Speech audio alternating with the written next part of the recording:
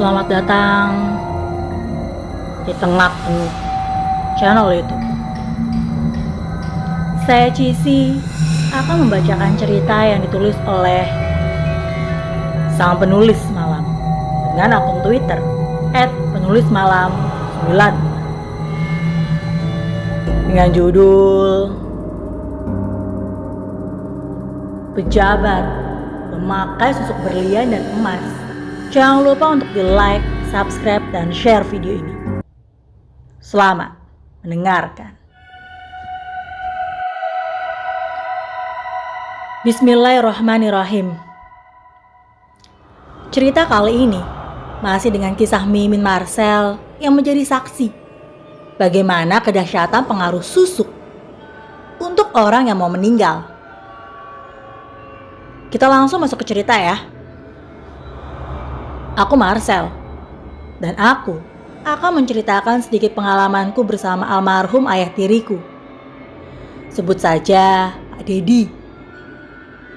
Sewaktu beliau masih hidup, dia adalah sosok lelaki yang sangat bertanggung jawab. Pak Dedi menikahi mamaku saat aku masih duduk di bangku SMP kelas 1. Karena pembawaan beliau yang sangat karismatik dan santun, aku pun langsung setuju saat mama akan menikah dengan Pak Dedi. Apalagi beliau ini memang seorang duda. Singkat cerita, setelah awal pernikahan Pak Dedi dengan mama, aku langsung diajak pindah ikut ke kota Malang. Karena tugas beliau yang menjabat sebagai kepala daerah di salah satu instansi negara. Awalnya, mama sendiri tidak menyangka jika Pak Dedi ini adalah seorang pejabat yang punya kedudukan tinggi. Karena saat masa ta'aruf, beliau hanya berkata jika dirinya cuma PNS dengan gaji pas-pasan saja.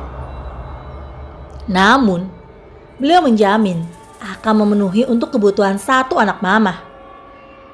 Jen saat itu sudah mandiri dan Mikey tinggal bersama papa. Setelah dijalani hidup bersama antara aku, mama, dan almarhum Pak Dedi ini, memang merasa ada banyak kecocokan.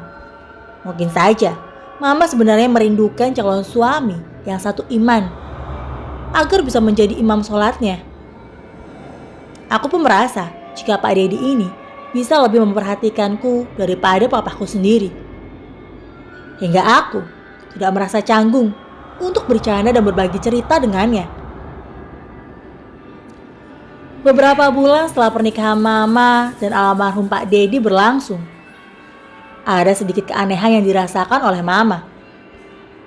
Pak Dedi sering mengeluhkan sakit kepala yang tidak tertahankan. Saat dibawa ke rumah sakit dan medical check up, tidak ditemukan suatu penyakit berbahaya. Hanya saja, diagnosa dokter saat itu jika Pak Dedi terlalu keletihan karena sering berada lama di balik layar monitor. Tidak hanya sampai di situ, Pak Dedi pun sampai beberapa kali mengunjungi rumah sakit besar. Namun hasilnya sama-sama nihil. Karena menurut Pak Dedi, rasa sakit di kepalanya kian hari kian memburuk.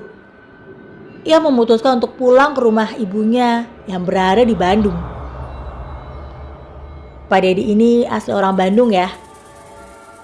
Tapi beliau dinas kerjanya itu di Jawa Timur. Biar pada gak bingung. Saat sesampainya Pak Dedi ini di Bandung, ia mengabari mama dan aku jika dirinya minta didoakan karena sedang diobati secara goib oleh kenalan adiknya yang memang mencoba menyarankan beliau untuk berobat ke salah seorang kiai ternama di kota tersebut. Singkat cerita, dari hasil pengobatan goib itu, Pak Dedi kena santet oleh salah seorang rekan kerjanya. Bahkan sempat Pak Dedi menunjukkan foto sebuah paku besar yang dikirim oleh si penyantet tersebut. Mama sangat takut sekaligus khawatir ketika itu. Mengingat Pak Dedi ini akan diberi kunjungan dinas ke Sulawesi keesokan harinya. Setelah kejadian santet paku berlalu, tidak pernah ada lagi kejadian-kejadian yang misterius yang menimpa Pak Dedi. Hingga tepatnya pada tahun 2009, kondisi tubuh Pak Dedi tiba-tiba drop. Pak Dedi bahkan harus dilarikan ke rumah sakit karena tak sadarkan diri setelah mengeluarkan banyak darah segar dari lubang anusnya. Setelah pengecekan menyeluruh, dokter memvonis jika Pak Dedi terkena kanker usus stadium 3 dan harus segera diambil keputusan tindak operasi.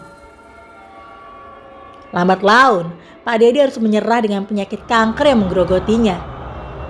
Hingga ia memutuskan untuk pensiun dini serta pindah ke rumahku yang berada di kampung atas kemauan beliau.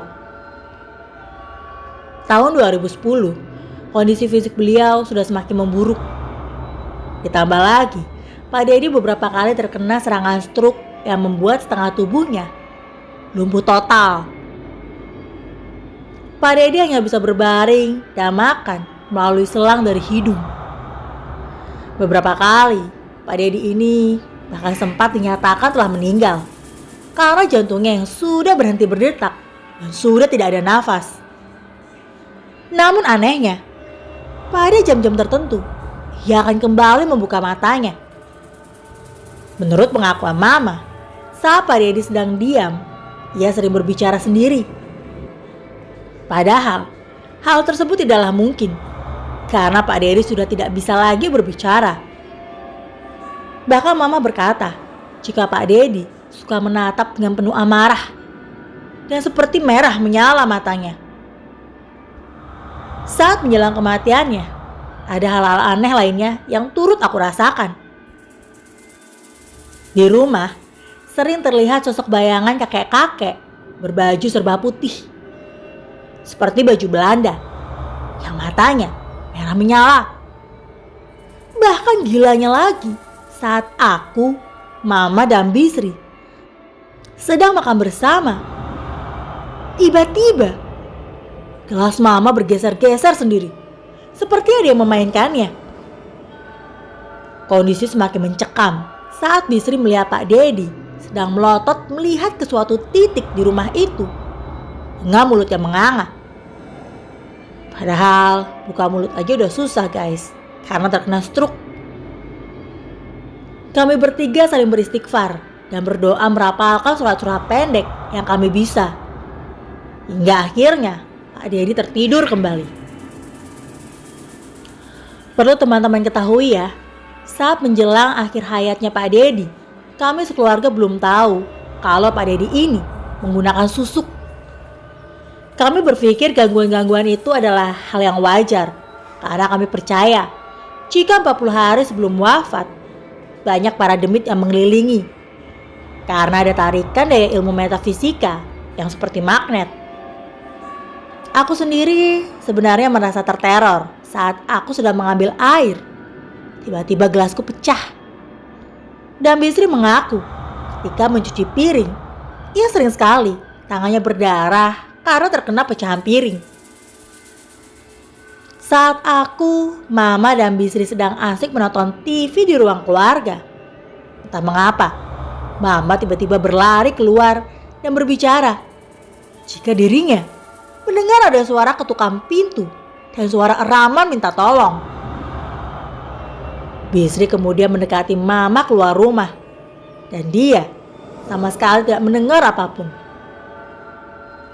Di suatu ketika, pernah Mama sampai teriak saat ia melihat almarhum Pak Dedi ini berdiri tegap, seperti orang tidak sakit. Dan wajahnya pucat seperti mayat. Aku dan Bisri kemudian berlari menghampiri Mama. Namun Mama sudah tergeletak pingsan saat itu. Seperti layaknya estafet, teror itu kini berganti kepadaku. Keesokan harinya, saat aku menonton bola hingga larut malam, tiba-tiba channel TV itu berpindah-pindah sendiri. Aku yang sempat bergidik mencoba menenangkan diri, meyakinkan jika itu hanyalah remote TV yang rusak. Aku kemudian mematikan TV untuk sekejap dan melanjutkan menonton bola kembali. Namun, saat keadaan TV yang mati karena adanya efek pantulan cahaya di layar TV tersebut. Samar-samar, aku melihat ternyata ada Pak Dedi yang duduk di sampingku. Sontak saja, aku menoleh. Namun ketika aku melihat, di sana tidak ada siapa-siapa. Aku mengurungkan niatku untuk menyalakan TV kembali. Segera, aku beranjak pergi ke kamarku. Saat aku baru saja ingin memejamkan mata, aku lihat seliwet almarhum Pak Dedi lagi, sedang duduk di tempat tidurku. Aku berkali-kali mengucap istighfar karena ketakutan sampai aku terlelap tidur. Aku yang sudah merasa terganggu kemudian mengajak Mama untuk bicara dari hati ke hati. Aku meminta Mama segera memanggilkan Pak Ustadz supaya segera mendoakan almarhum Pak Dedi. Jika memang sudah waktunya, biar segera nyawanya dicabut oleh sang pemilik kehidupan, yaitu Allah Subhanahu wa Ta'ala, agar tak membuatnya pun semakin tersiksa. Bayangin deh teman-teman, almarhum ini bisa dibilang hampir ada 5 kali mengalami kematian, namun bisa hidup lagi. Kebayangkan gimana sakitnya melewati sakaratul maut sebanyak itu. Akhirnya, Bisri memanggil Pak Ustadz. Sebut saja Ustadz Udin, yang memang beliau ini menuntun orang-orang yang mengalami sakit keras dan menjelang sakaratul maut. Saat Ustadz Udin baru saja membuka pintu rumah, ia sudah menggeleng-gelengkan kepalanya. Mama dan Bisri sempat menanyakan, "Ada apa?" Pak Ustadz hanya terdiam dan masuk ke dalam kamar, ke tempat di mana almarhum Pak Dedi dibaringkan. Pak Ustadz langsung membisikkan sesuatu di telinga Pak Dedi. "Assalamualaikum Pak Dedi. Bapak jangan takut ya. Saya cuma ingin mendoakan Pak Dedi." Pak Dedi hanya mengangguk, menandakan ia masih menangkap omongan dari Pak Ustadz dan mendengarkan apa yang Pak Ustadz sampaikan. "Pak Dedi, Bapak harus ikhlas ya jika Allah menghendaki untuk mengambil nyawa Bapak. Karena Allah lah yang memiliki kuasa atas semua kehidupan makhluk di dunia ini. Kematian adalah pasti, Pak. Semua akan kembali ke dalam tanah. Hanyalah amal ibadah yang kita bawa untuk bertemu Sang Pencipta. Jadi, Pak Dedi gak usah takut ya." Bisik Pak Ustadz lembut. Mendengar hal itu, Pak Dedi tiba-tiba menangis terisak. Pak Ustadz tersenyum dan kemudian berkata, "Pak Dedi, saya mohon, tolong Bapak ikhlaskan dan leburkan semua yang tertanam di tubuh Bapak. Allah pasti akan menerima tobat Pak Dedi, karena Allah itu Maha Penyayang, lagi Maha Pengampun." Belum selesai Pak Ustadz berbicara dengan Pak Dedi, Mama seperti memotong pembicaraan. "Loh, maksud Pak Ustadz apa? Apa maksudnya yang tertanam? Apa suami saya kena santet yang ditanam orang, Pak?" tanya Mama bertubi-tubi. Pak Ustadz menjawab dengan senyuman. "Maaf Bu, suami Ibu memang saya lihat ada unsur pengaruh guna-guna. Namun yang saya bicarakan barusan adalah barang atau susuk yang sengaja ditanam di tubuh Pak Dedi sendiri. Ada sebuah mustika berlian di dahi beliau untuk memancarkan aura kebijaksanaan. 2 susuk emas di pundak sebagai lambang kewibawaan, dan 1 susuk intan permata di bibir untuk kecakapan beliau dalam berbicara. Almarhum ini ya sebagai peneliti sekaligus moderator, itu adalah job desk-nya. Jadi wajar saja jika harus dipasang susuk di bibir. Mungkin saat beliau sedang membawakan materi, lidahnya supaya tidak keluh dan tidak berbelit-belit dalam penyampaiannya. Mama sangat tidak percaya dengan apa yang Pak Ustadz katakan. Jangankan Mama, aku pun tidak percaya. Karena Pak Dedi yang kami kenal sangat santun dan agamis sekali. Beliau sangat rajin dan tidak pernah ketinggalan sholat 5 waktu. Dan betul-betul memahami rukun Islam maupun rukun iman. Bagi kami, beliau tidak mungkin sampai berbuat musyrik seperti itu. Mama yang tidak langsung percaya terhadap ucapan Ustadz Udin sampai-sampai menelpon keluarganya di Bandung untuk sekedar mengkonfirmasi kabar tersebut. Apakah dulu Pak Dedi ini sempat memakai susuk atau tidak?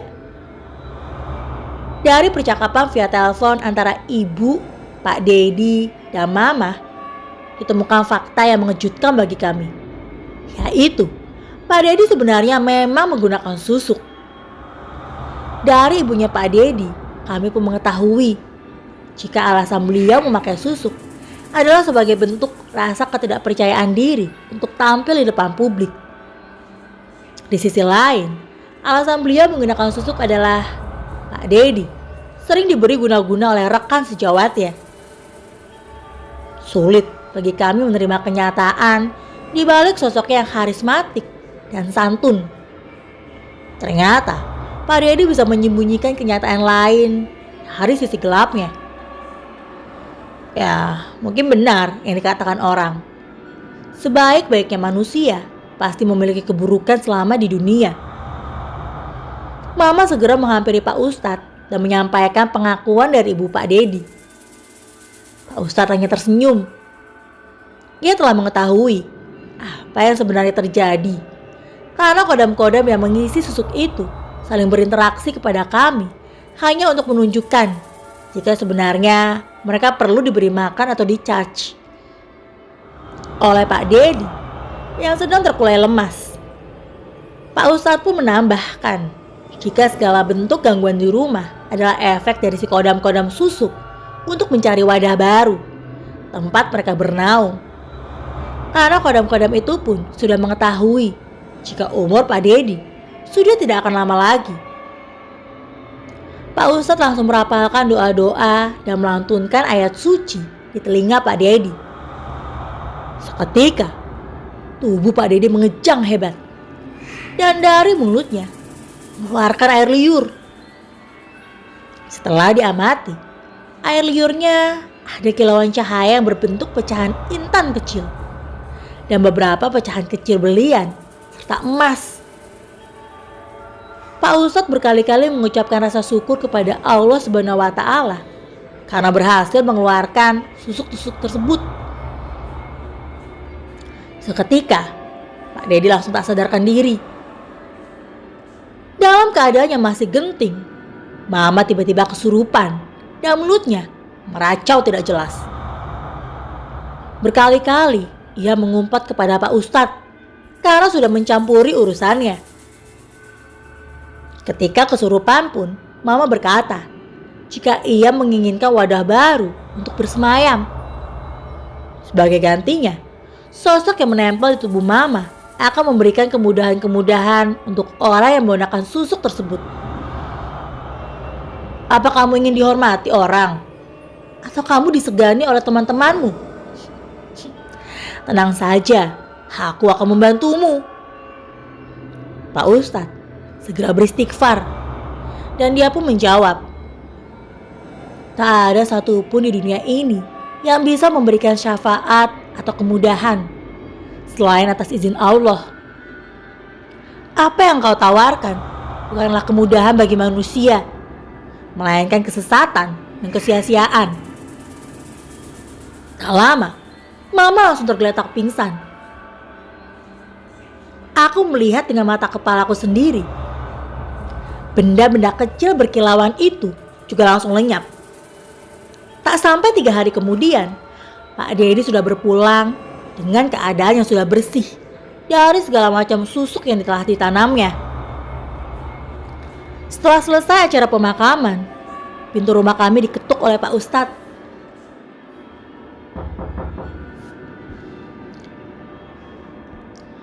Pak Ustadz datang kembali untuk memberikan pagar goib di sekeliling rumah kami. Karena menurut beliau, kodam dari susuk itu masih berkeliaran di sekitaran rumah. Aku yang penasaran menanyakan sesuatu kepada Pak Ustadz tentang kodam si pengisi susuk tersebut. Sosok itu ternyata adalah kakek-kakek yang memiliki kedua mata yang merah menyala. Dahulunya, kakek itu adalah orang yang mempunyai ilmu kebatinan tinggi hingga dipakai oleh para pejabat Belanda sebagai tangan kanannya. Namun, karena tubuh si kakek ini telah dipenuhi oleh ilmu hitam, jiwa si kakek tidak bisa berpulang kepada sang Khalik, sehingga ia dipergunakan oleh manusia sebagai bentuk khodam yang dipasang di tubuh Pak Dedi saat itu. Aku membantin. Pantas saja, Pak Dedi ucapan dan perilakunya sangat berwibawa dan berkarisma. Padahal, dari segi pendidikan, ia sedang mengenyam pendidikan S3. Dan juga ia sangat pandai berdiplomasi. Namun sayang, kemampuan dan keterampilannya malah menjadikannya orang yang rendah diri, sehingga memutuskan untuk melakukan ritual pemasangan susuk. Dari kisah ini pun, aku belajar jika manusia yang dari luar terlihat sempurna, santun, paham akan ilmu agama, dan juga sangat taat beribadah, pasti memiliki sisi gelap di dalam kehidupannya. Begitulah lika-liku perjalanan manusia di dunia. Kita tidak bisa menghindari dosa, namun selayaknya kita harus terus mencoba menjadi orang yang baik, sebagaimana junjungan Rasul atau Nabi yang kita percayai. Penulis bilang seperti, karena ya aku percaya semua agama itu baik adanya, sesuai kepercayaan masing-masing, dan menghindari diri dari segala bentuk kemusyrikan. Untuk ceritanya selesai sampai di situ.